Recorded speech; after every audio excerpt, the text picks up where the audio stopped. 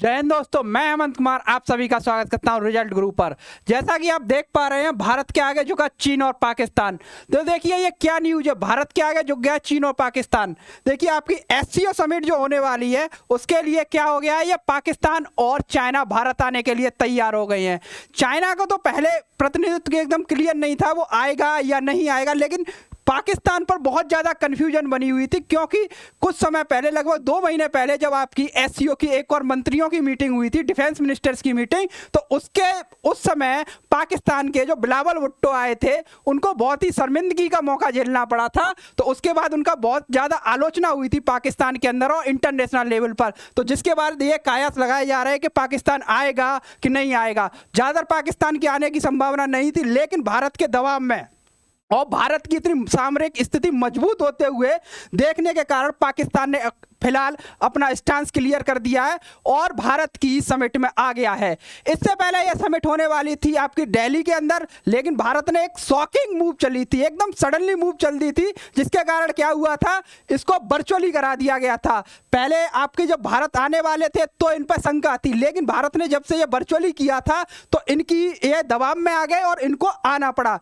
तो आपका 29 तारीख को इन दोनों ही लोगों ने अपना क्लियर कर दिया है। तो पहले देखो, ये सबसे ज्यादा किसको मानता है पाकिस्तान? चाइना को मानता है। चाइना को मानने के कारण जब चाइना ने हाँ कर दी तो इसको किसको मानना पड़ा? आपके पाकिस्तान को भी मानना पड़ा। तो पाकिस्तान ऑफिशियल से घोषणा हो गई है कि वर्चुअल मीट में आपके पाकिस्तान के पीएम शामिल होंगे और चाइना के राष्ट्रपति जी। चलिए आगे बात करते हैं हम एससीओ समिट के बारे में। तो इसमें देखो दिखाई दे रहा है, इसमें आपको दिखाई दे रहा है कि चीनी विदेश मंत्रालय के प्रवक्ता हुआ चिन्युंग के अनुसार राष्ट्रपति सी 4 जुलाई को वीडियो कॉन्फ्रेंस के माध्यम से एससीओ के राष्ट्राध्यक्षों की परिषद 23वीं बैठक में भाग लेंगे। ठीक है, और क्या है, पाकिस्तानी विदेश मंत्रालय ने एससीओ की प्रति पाकिस्तान की प्रतिबद्धता के प्रदर्शन में शरीफ की भागीदारी पर प्रकाश डालते हुए क्या किया है कि क्षेत्रीय ये भी आपका क्या करेंगे, इसके महत्व पर जोर दिया है और ये भी भाग लेंगे। ये देखो पहले भाग नहीं लेने वाले थे, लेकिन दबाव में आके इनको भाग लेना पड़ा है। ठीक है, चलिए अब देखिए ये सारी न्यूज आपके दिखाई दे रही है। Xi Jinping to attend SCO hosted by India virtually on 4 July. Pakistan PM participated SCO in virtually summit hosted by India in July. इससे पहले इसके क्या है, after China Jinping Pakistan sales PM Sharif will be virtually attend SCO signal. देखिए आपको साफ साफ दिखाई दे रहा है कि जब तक चाइना ने हाँ नहीं किया था यह नहीं आया था, क्योंकि इसको जानती हैं कि इस किस तरीके से चाइना पर डिपेंडेंट है। चाइना से ही इसकी पॉलिसियां चलती हैं। बहुत सारी ओबीओआर, सीपीईसी, सीपैक जिसको बोलते हैं, ये चाइना पर काफ़ी ज़्यादा डिपेंडेंट है। तो चाइना इंडिया का भी दुश्मन है, पाकिस्तान का दोस्त बन चुका है। तो देखिए जब तक चाइना ने हाँ नहीं किया था तब तक पाकिस्तान ने हाँ नहीं किया, और यही दबाव था कि पाकिस्तान दबाव में आया। अगर ये मीटिंग शायद फिजिकली होती शायद तो ये मुश्किल ही आते, लेकिन जब वर्चुअली हेल्ड कराई तो भारत के दबाव में आने के कारण इनको झुकना पड़ा और ये भारत में आने को तैयार है। वर्चुअली ये आएंगे और मीटिंग को होस्ट करेंगे। चलिए अब एससीओ क्या होता है इस चीज को जानती हैं। देखिए members state of the Shanghai corporation organisation. तो एससीओ क्या है? तो एससीओ एक क्या है, रीजनल क्षेत्रीय संगठन है। क्षेत्रीय संगठन क्या होता है, एक क्षेत्र के अंदर बहुत सारे देश मिलकर इस पर कार्य करते हैं। तो देखो क्या है, इसके अंदर कौन कौन से देश हैं, Russian Federation, Republic of Kazakhstan, Kyrgyzstan Republic, Republic of Uzbekistan, Republic of Tajikistan, Republic of India, Islamic Republic of Pakistan, People's Republic of China. तो इतने आपके देश हैं, China, Pakistan, India, Tajikistan, Uzbekistan और आपका किर्गिस्तान, कजाकिस्तान और रसिया। तो ये 8 मेंबर हैं और देखिए कितना बड़ा होल्ड करते हैं, लगभग ये एशिया का बहुत बड़ा हिस्सा। तो ये आपका क्या, भारत है यहाँ, इधर पाकिस्तान है और इधर ये चाइना है ऊपर, और बीच में ये क्या, मंगोलिया। तो देखिए लगभग एक बहुत बड़ा हिस्सा ये क्या कर रहे हैं, होल्ड कर रहे हैं। तो इतनी बड़ी रीजनल पावर है। इसकी रीजनल पावर आप देखेंगे, तुलना की जाए तो जो नाटो की पावर है, सैन्य शक्ति, उससे ज्यादा महत्वपूर्ण है। चलिए आगे बात करते हैं। और देखो वर्तमान एससीओ अध्यक्ष के रूप में भारत ने पहले घोषणा की थी कि शिखर सम्मेलन विभिन्न कारण विभिन्न कारकों के कारण बिना अधिक विवरण दिए आभासी रूप से किया जाएगा। पहले कहाँ होने वाला था, दिल्ली के अंदर होने वाला था, लेकिन इसको क्या कर दिया, मूव बैक कर दिया, दिल्ली में नहीं होगा, सीधा क्या कर दिया, इसको वर्चुअली कर दिया। और इसके लिए कोई कारण नहीं दिया था भारत ने, सीधा बोल दिया कि भाई नहीं होगा, कोई दिक्कत वाली बात नहीं है।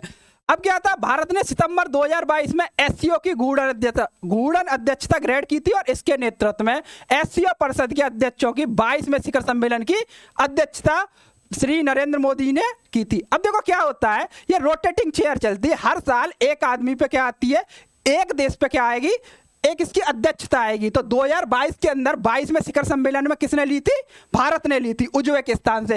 तब से एक साल तक, तब से लेकर अब तक एक साल तक ये शिखर सम्मेलन की अध्यक्षता कौन करता चला आ रहा है, भाई भारत करता चला आ रहा है। तो इस बार कहाँ की थी, नरेंद्र मोदी जी ने। अब भारत में कौन सी होने वाली है, आपकी 23वीं, भारत के अंदर कौन सी होने वाली है, 23वीं होने वाली है, जिसके अंदर ये आएंगे। अब इसके बारे में बात करते हैं कि एससीओ मेंबर्स कौन से हैं। एससीओ मेंबर्स अभी गिन के गए थे हम, थोड़ा पहले मैप देखा था, तो एससीओ के मेंबर्स हैं, टोटल मेंबर्स कितने हैं आपके, 8। तो China, Russia, Pakistan, Kazakhstan, Kyrgyzstan, Tajikistan and Uzbekistan. तो देखा यहाँ से क्वेश्चन काफी बनने की संभावना है, काफी बनने की संभावना कैसी होती है कि how many members of SCO, SCO के कितने सदस्य हैं। तो संघाई कॉर्पोरेशन ऑर्गेनाइजेशन के सदस्यों की संख्या कितनी है भाई, 8। क्लियर है, तो 8 है, लेकिन बहुत ही जल्दी ये संख्या 9 हो जाएगी। इसके अंदर ईरान भी शामिल होने की प्रोसेस में, वो प्रोसेस में जारी है, लेकिन अभी तक शामिल नहीं हुआ है, घोषणा हो चुकी है कि उसको शामिल किया जाएगा। अब देखो ऑब्जर्वर स्टेट्स, यानी कि पर्यवेक्षक राज्य कौन से होते हैं, जो आपको देखते हैं क्या चल रहा है, इसको ऑब्जर्व करती है। तो वो कौन कौन से आपके, ईरान है, बेलारूस है एंड मंगोलिया, ये 3 है, ईरान, बेलारूस और मंगोलिया। क्लियर। अब देखो गेस्ट कौन है, इस बार गेस्ट कौन है, आज जो अपना अतिथि बुलाते हैं, अतिथि के रूप में कौन आया इस बार, तुर्कमेनिस्तान। तो यही है, देखो एससीओ अध्यक्ष कौन है, भारत, चीन, रूस, पाकिस्तान, कजाकिस्तान, किर्गिस्तान, ये हिंदी में लिखा है। ऑब्जर्वर स्टेट पर्यवेक्षक राज्य, और आपका क्या है, गेस्ट कौन है, अतिथि अध्यक्ष कौन है आपका, तुर्कमेनिस्तान। तो गेस्ट की जो चेयर मिली है वो किसको मिली है, तुर्कमेनिस्तान को। तो ये वाला जो क्वेश्चन है आपके लिए बहुत ज़्यादा जरूरी हो जाता है कि इस बार एससीओ की 23वीं मीटिंग में आपका गेस्ट देश कौन सा था, वो देश कौन सा था आपका, तुर्कमेनिस्तान। चलिए अब देखिए, ये हमारा बहुत अच्छी तरीके से एक मैप दिखाया गया है। तो इसमें क्या है, ये देखो मेंबर स्टेट्स की बात की जा रही है, ये डार्क ग्रीन जो दिखाए जा रहे हैं, तो ये कौन से आपके मेंबर स्टेट्स हैं, ये वाले सारे क्या है आपके मेंबर स्टेट्स हैं। क्लियर है। और दूसरे कौन से ऑब्जर्वर्स, तो एक तो ऑब्जर्वर ये हो गया इधर मंगोलिया, एक इधर हो गया बेलारूस, और एक कौन सा आपका ये ईरान इधर बगल में। अब देखो डायलॉग पार्टनर्स, इस चीज की बात करेंगे, डायलॉग पार्टनर्स कौन कौन से होते हैं। देखो अपने संवाद, आज जो बातचीत होती है उसमें पार्टनरशिप किस किसने निभाई है, तो ये देखो कौन से आपके डायलॉग पार्टनर्स। तो अपकमिंग डायलॉग पार्टनर्स ये वाले हैं जो आगे होंगे। तो डायलॉग पार्टनर्स क्या है, लाइट ग्रीन के अंदर है, वो इधर है। ठीक है भाई। चलिए अब देखो ये अलग अलग है, पार्टनरशिप चलती हैं अदर कंट्रीज जो आपके हैं, ये सारे अदर कंट्रीज हैं। ठीक है। गेस्ट कौन है आपका, इस बार तुर्कमेनिस्तान है। ठीक है। तो ये चलिए, तो इस तरीके का आपका मैप है। और डायलॉग पार्टनर्स में देखिए, देखो ये the current list and the incipient dialogue partners. तो जो वर्तमान और प्रारंभिक संवाद सहयोगी हैं वो कौन कौन से हैं, वर्तमान में भी कौन कौन से हैं आपका। तो सूची में कौन सा, अजरबैजान, आर्मेनिया, मिस्र, कतर, तुर्की और सऊदी अरब, अमीरात, मालदीव, नेपाल और श्रीलंका। तो अब तक भारत के जो संवाद पार्टनर, एससीओ के संवाद पार्टनर जो बने हैं वो कौन कौन से हैं आपके, ये स्टेट्स हैं। तो ये सारे स्टेट्स मिलके क्या है आपका डायलॉग पार्टनर्स। तो इनमें से एक क्वेश्चन पूछा जा सकता है ऑप्शनल तरीके से, विच are not or which are the dialogue partners, यानी कि किसी एक को नहीं 3 दे दे, 4 दे देगा, 4 में एक कोई देश दूसरा देश होगा तो वो आपका नहीं बनेगा, या फिर किसी एक देश का नाम पूछ लेगा डायलॉग पार्टनर कौन है। चलिए तो ये सारी चीजें समझ में आ गई होंगी। अगली क्या है, the summit will be featured in the participation of heads of 2 SCO bodies and representatives from the international and the regional organization like UN, ASEAN, CIS, CASTO, EAU और CICA। तो क्या शिखर सम्मेलन में 2 SCO निकायों के प्रमुख, ठीक है, 2 SCO निकाय हैं जो आपकी बॉडीज हैं, RATS और हेड्स ऑफ काउंसिल के। ठीक है। तो ये दोनों के अलावा कौन है, संयुक्त राष्ट्र संघ और जो फिर रीजनल है इंटरनेशनल बॉडी है उनके साथ भी क्या है आपका भाग लेंगे। तो संयुक्त राष्ट्र है, आसियान है, CIS है, CSTO है, EAEU और CICA जैसे अंतरराष्ट्रीय क्षेत्रीय संगठनों के प्रतिनिधित्व भाग लेंगे। तो इनके सदस्य भी क्या आएंगे इसके अंदर, प्रतिनिधि जो बन के आएंगे इसमें भाग लेंगे और इसको ऑब्जर्व करेंगे। ठीक है, चलिए तो इसका देखो थीम, जो आपका डायलॉग पार्टनर के अलावा सबसे महत्वपूर्ण क्वेश्चन है वो ये है। तो इस बार की थीम क्या है, टूवर्ड्स ए सिक्योर SCO। ठीक है, टूवर्ड्स ए सिक्योर SCO, एक सुरक्षित SCO की ओर। ठीक है, एक सुरक्षित SCO की ओर इस बार क्या है आपका, क्या चीज है आपकी थीम है, विषय, यानी कि इस बार का विषय कौन है, किस चीज पे ज्यादा बातें होंगी, ये चीज है। ठीक है भाई लोग, तो ये क्वेश्चन बहुत ज्यादा महत्वपूर्ण बन जाता है आपके पेपर के लिए। अब क्या है देखो, with acronym representing security, economy, trade, community, unity, respect for sovereignty, ठीक है, and territorial integrity and environment।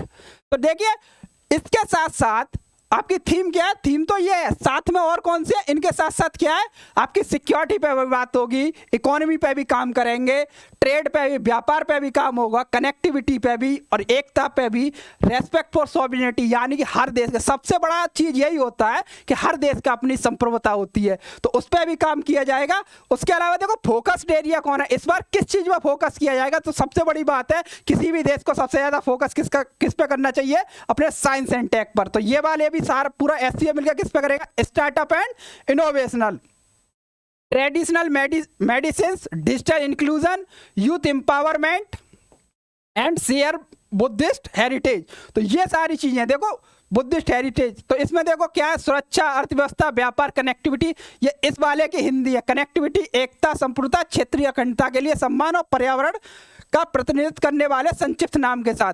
इसके साथ साथ ये चीज भी क्या होगी आपकी बहुत जरूरी होगी, इस पर भी बात होगी। और साथ में इस बार केंद्रीय क्षेत्र कौन से जिन पर ज्यादातर बात की जाएगी, स्टार्टअप।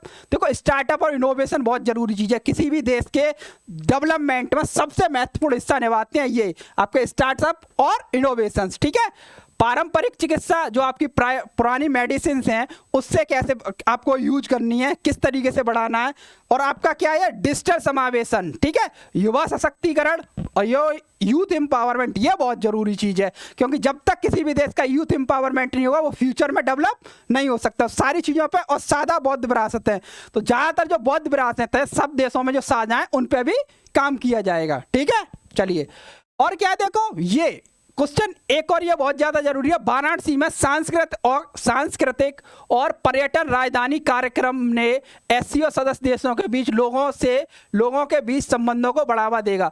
तो इस बार क्या किया है, जो कल्चरल कैपिटल के रूप में किसको डिक्लेयर कर दिया गया है, वाराणसी को सांस्कृतिक और पर्यटन राजधानी। ठीक है, सांस्कृतिक और पर्यटक राजधानी। तो SCO में सांस्कृतिक यानी कल्चरल और टूरिज्म कैपिटल के रूप में किसको विकसित किया जाएगा, आपकी बनारस को। ठीक है, तो ये सारी चीजें और सारे देश के लोगों से लोगों के बीच पीपल टू पीपल कनेक्ट करेगा इसको। ठीक है, इसके अलावा SCO एक यूरेशियन, ठीक है, यूरेशियन राजनीतिक, आर्थिक, international security and defence organisation है। तो आपकी कौन सी है, जो यूरेशियन का क्या मतलब होता है, यूरोप एंड एशिया। ज्यादातर देश किसके हैं आपके किसके एशिया के हैं, और एकमात्र देश किसका है, रसिया, जो किसका है आपका यूरोप का।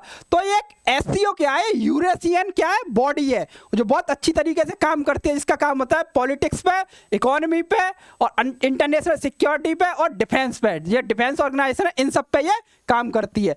अब देखिए SCO संघाई 5 का उत्तराधिकारी।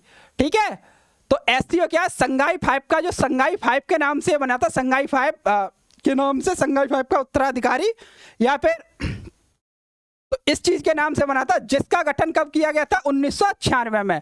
तो SCO का पुराना नाम क्या था, संघाई 5 का उत्तराधिकारी, ये भी बोल सकते हैं हम। तो 1996 में पीपुल्स रिपब्लिक ऑफ चाइना, यानी चाइना, कजाकिस्तान, किर्गिस्तान, रूस और ताजिकिस्तान, इन 5 देशों ने मिलकर इस संगठन को बनाया था। रूस, चाइना, किर्गिस्तान, काजाकिस्तान और ताजिकिस्तान, ये सारे ने मिलकर ये बनाया था और इसका नाम रखा था शंघाई 5 का उत्तराधिकारी। क्लियर है भाई? चलिए, तो इसके बाद बात करेंगे, बाद में चल के इसका नाम क्या होता है, एससीओ। कब हुआ है? तो 15 जून 2001 को इन देशों और उज्बेकिस्तान के नेताओं ने, ठीक है, 5 देश ये और छठा देश कौन सा, उज्बेकिस्तान के नेताओं ने शंघाई में गैर राजनीतिक और आर्थिक सहयोग के साथ एक नए संगठन की घोषणा की करने के लिए मुलाकात की। एससीओ चार्टर पर 7 जुलाई 2002 को हस्ताक्षर किए गए और 19 सितंबर 2003 को लागू हुआ था। तो इस पर 15 जून 2001 को ये देश मिले थे। उसके बाद क्या किया था, उज्बेकिस्तान के साथ 5 ये और छठा ये, तो इन्होंने चार्टर पर साइन किया। चार्टर पर साइन करने के बाद 2003 को यह क्या कर दिया, इम्प्लीमेंट, लागू कर दिया गया है। तो ये चीज बताई गई। 7 जून 2017 को भारत और पाकिस्तान के शामिल होने के साथ ही इसकी सदस्यता कितने हो गई थी, 8। तो पहले कितने थे, 5, 2001 में 1 जुड़ा उज्बेकिस्तान यानी कि 6, और 2017 9 जून को जुड़ के कितने हो गए, टोटल 8। तो एससीओ के 8 देशों की दुनिया में लगभग कितनी % आबादी है, 42%। वैश्विक जीडीपी कितनी है, वर्ल्ड वाइड जीडीपी का परसेंटेज कितना है आपका, देखिए 25%। यानी कि दुनिया के अंदर केवल 8 देश कितना होल्ड कर रहे हैं जीडीपी का, 25%। ये बहुत बड़ा आंकड़ा होता है।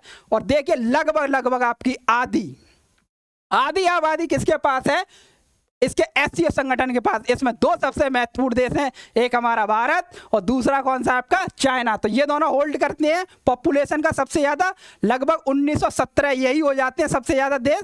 तो अब क्या है, एससीओ राज्य प्रमुखों की परिषद एचएससी द्वारा शासित होता है, जो कि सर्वोच्च निर्णय लेने वाली संस्था है। तो एचएससी क्या है, हेड ऑफ स्टेट्स, ठीक है, council of head of states की होती है।